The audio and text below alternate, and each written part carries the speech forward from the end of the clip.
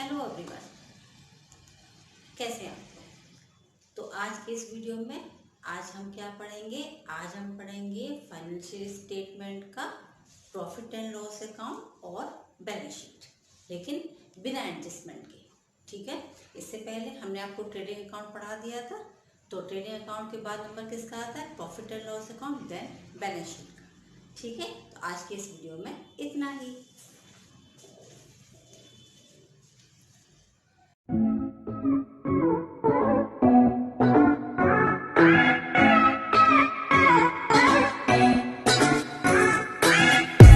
Start करते हैं अपने प्रॉफिट एंड लॉस अकाउंट से। राइट बच्चों, देखो इससे पहले हमने आपको ट्रेडिंग अकाउंट बताया था। ट्रेडिंग अकाउंट में वो सारे एक्सपेंसेस आते हैं जो डायरेक्ट एक्सपेंसेस होते हैं, मतलब रिलेटेड टू आपके जो आपकी फैक्ट्री होती है उसमें जो आपके सारे खर्चे हो जाते हैं डायरेक्ट, है ना, वो सारे उसमें आ जाते हैं। तो फिर वे इनडायरेक्ट कहाँ जाएंगे, तो इनडायरेक्ट आ जाते हैं प्रॉफिट एंड लॉस अकाउंट में।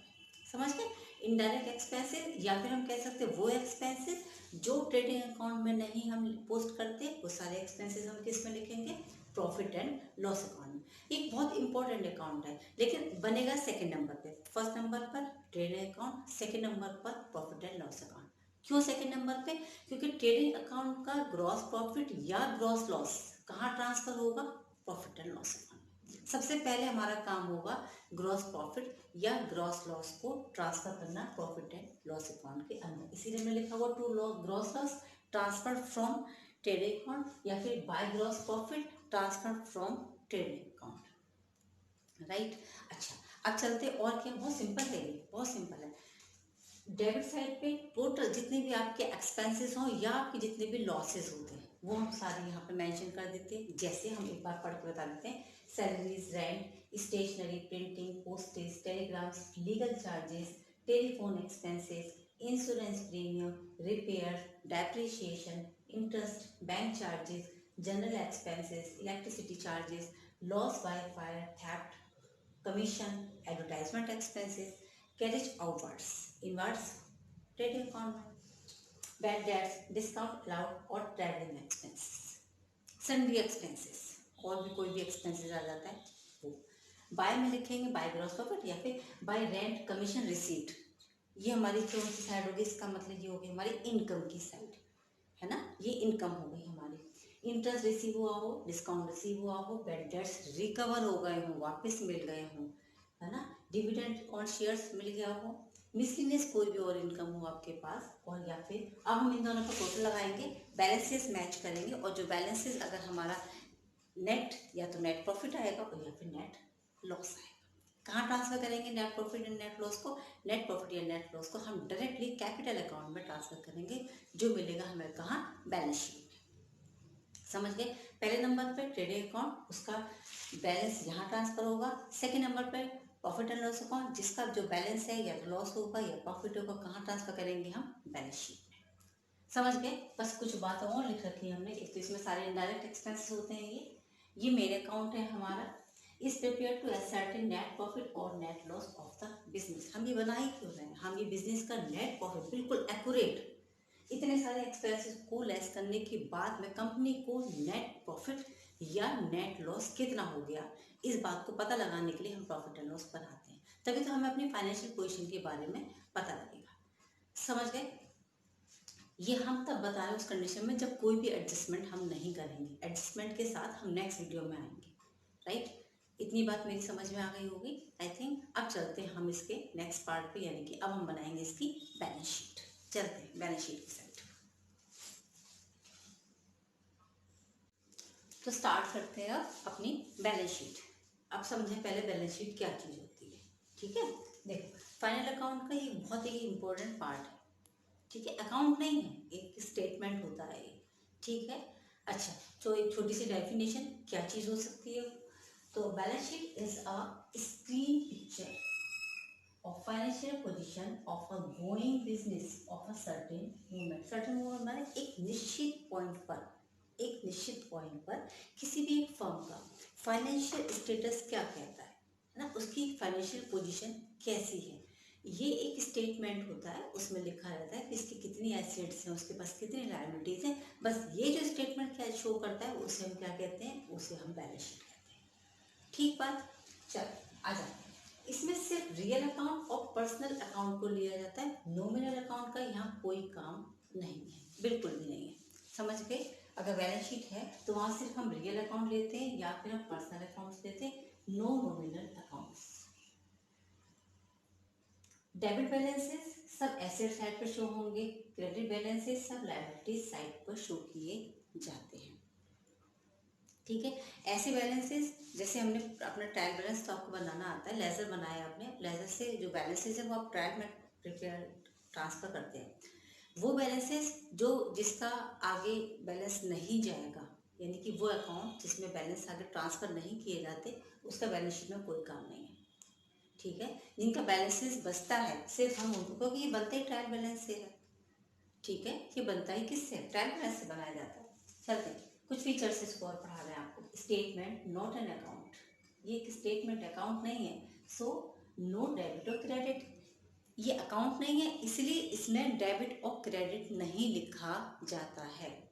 तो जब डेबिट क्रेडिट नहीं लिखा जाता तो ना तो हम इसमें टू का यूज़ करते हैं और ना ही हम इसमें बाय का यूज़ करते हैं, टू ये टू वो ऐसा नहीं होता इसके अंदर।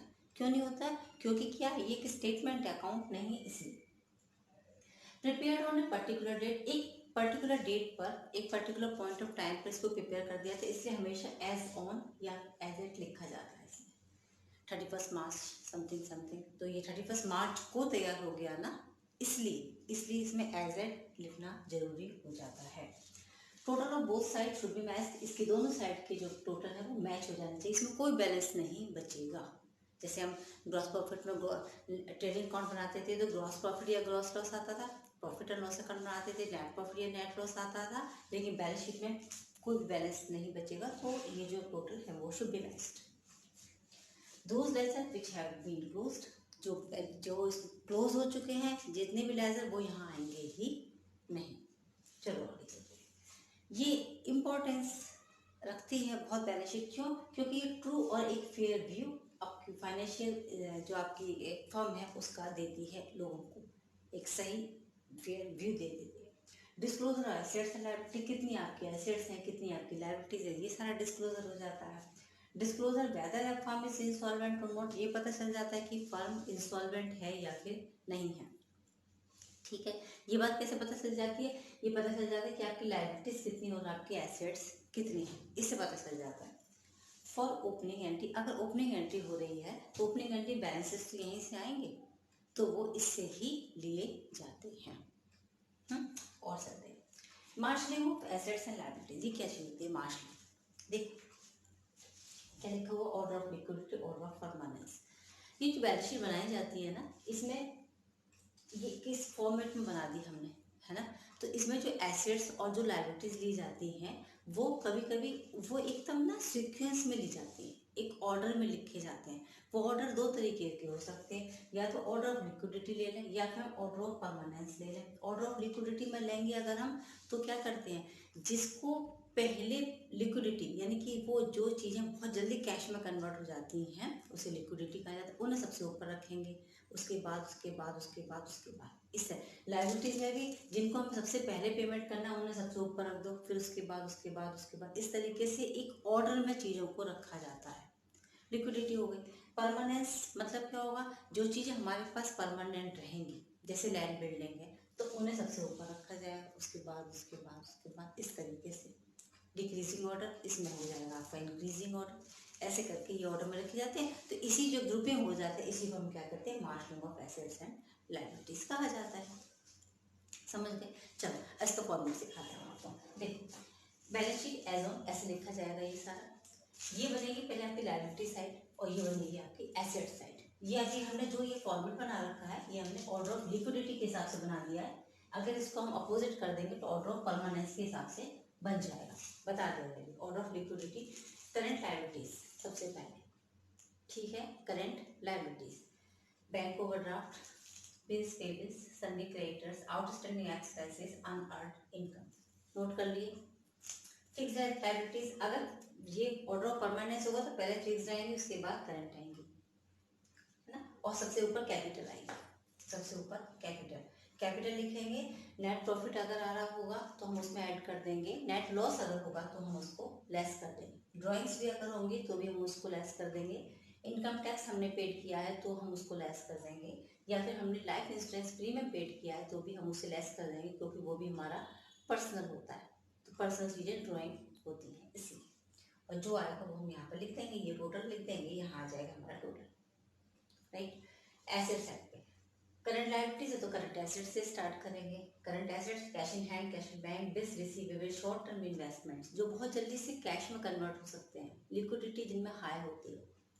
Sunny debtors, closing stock, prepaid expenses, accrued income, वो इनकम जो हमें मिल चुकी है पर अभी हमारे हाथ में नहीं आएगी। लॉन्ग टर्म इन्वेस्टमेंट्स, या लॉन्ग टर्म इन्वेस्टमेंट बाद में आए। Fix assets, furniture, motor, plant and machinery, land and building, patents, goodwill, ठीक है। अगर यही हमने ऑर्डर ऑफ परमानेंस में हो जाएगा तो फिक्स एसेट्स सबसे ऊपर पहुंच जाएंगे, उसके बाद ये और उसके बाद ये लास्ट में आ जाएंगे। समझ गए इतनी बात को? जब हम टोटल लगाएंगे तो दोनों का टोटल यहाँ पर आकर के मैच हो जाएगा, ठीक है। ये हो जाती है आपकी बैलेंस शीट का परफॉर्मेंस। चलो अब हम आपको एक क्वेश्चन करा देंगे जिसमें हम पूरा trading account plus profit and loss account plus balance sheet तीनों चीज़ें एक साथ बनवा देते हैं, तो वो क्वेश्चन आपको क्लियर हो जाएगा, ठीक।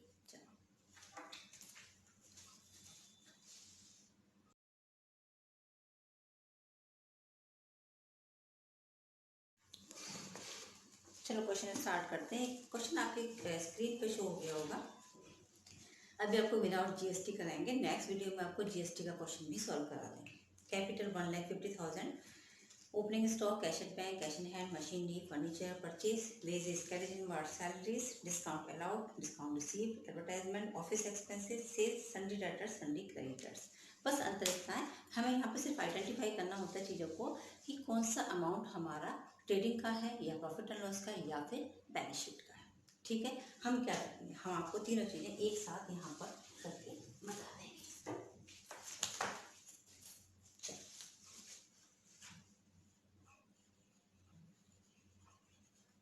एक ट्रेडिंग अकाउंट बना लेते हैं और साथ में यहाँ पर प्रॉफिट एंड लॉस अकाउंट भी बना लेते हैं, ओके।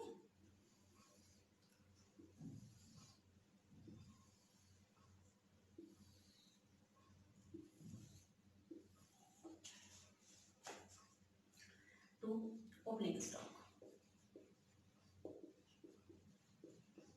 पूरा लिखेंगे, trading account for the year ended, ये है ना, पूरा प्रॉपर लिखा जाएगा, for the year ended 31 March, okay. चलो 30,000। अच्छा सबसे पहले हमने जो स्टार्ट है हमारा क्वेश्चन वो कैपिटल से 1,50,000 रुपीज़ की कैपिटल है, जो फिर हमारी कहाँ आएगी, ये तो हमारी बैलेंस शीट में जाएगी ना, तो चलिए बैलेंस शीट भी बना लेते हैं साथ में यहाँ पर। Balance sheet S on 31 March 2018। यहाँ सबसे पहले हम लिखेंगे अपनी कैपिटल जो है हमारी 1,50,000, अंदर ही लिखें क्योंकि अभी तो नेट प्रॉफिट को ऐड करना पड़ेगा। स्टॉक हमने लिख लिया। आ जाते हैं कैश एट बैंक और कैश इन हैंड, दोनों यहाँ के आइटम है, कैश एट बैंक और कैश इन हैंड है ना, दोनों यहीं के आइटम है हमारे। 10,000 और ये हो गया हमारा 5,000, ऊपर नीचे हो जाए कोई बात नहीं। उसके बाद आती मशीनरी, एसेट है, ठीक है ना, 1 लाख, ये हमारी एसेट साइड है, ये हमारी लायबिलिटी साइड है।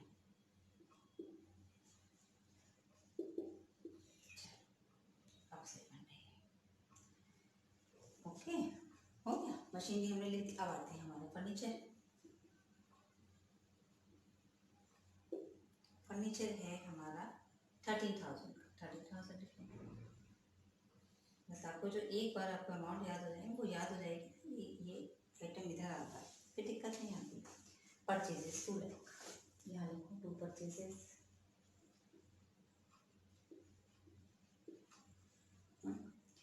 वेजेस इधर ही आएगा, 50,000। उसके बाद कैरी इनवर्ड भी इधर आता है, 33,000 का है। सैलरीज प्रॉफिट एंड लॉस का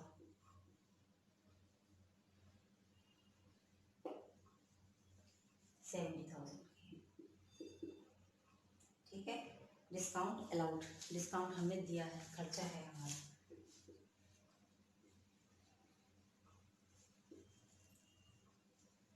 $4,000 का है।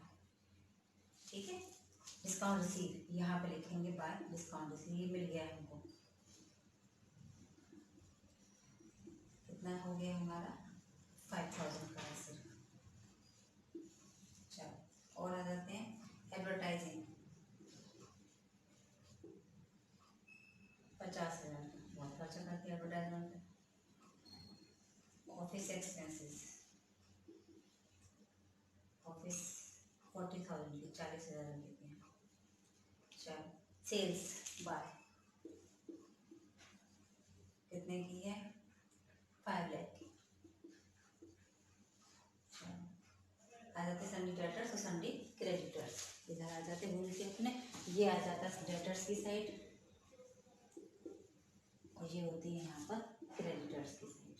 बस बस समझ गए आपको। अगर आपको ये लर्न नहीं होगा तो नहीं हो पाएंगे, और नहीं तो इसमें कोई भी प्रॉब्लम है नहीं। ये हो गए हमारे 90,000 के। ठीक है, लास्ट में क्वेश्चन में लिखा हुआ था value of closing stock as on 31 March 2018 was 50,000।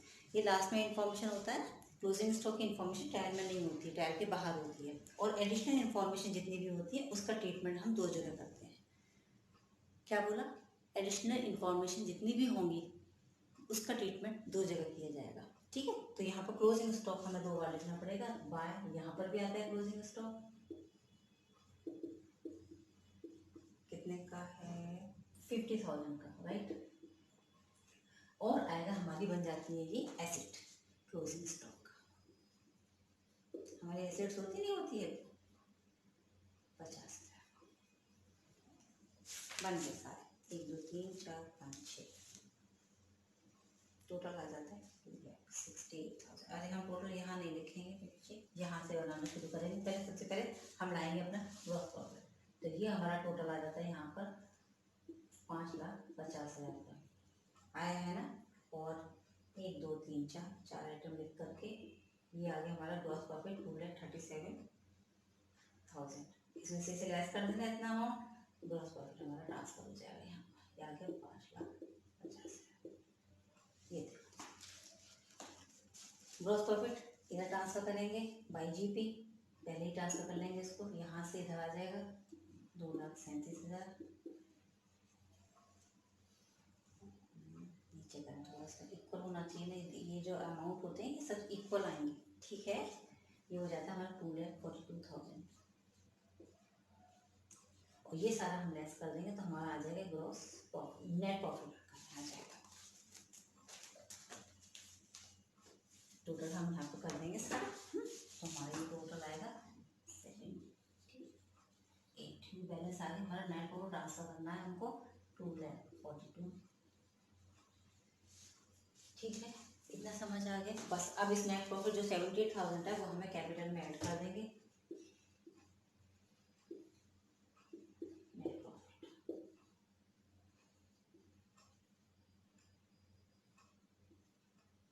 2,28,000 और ये 2,68,000।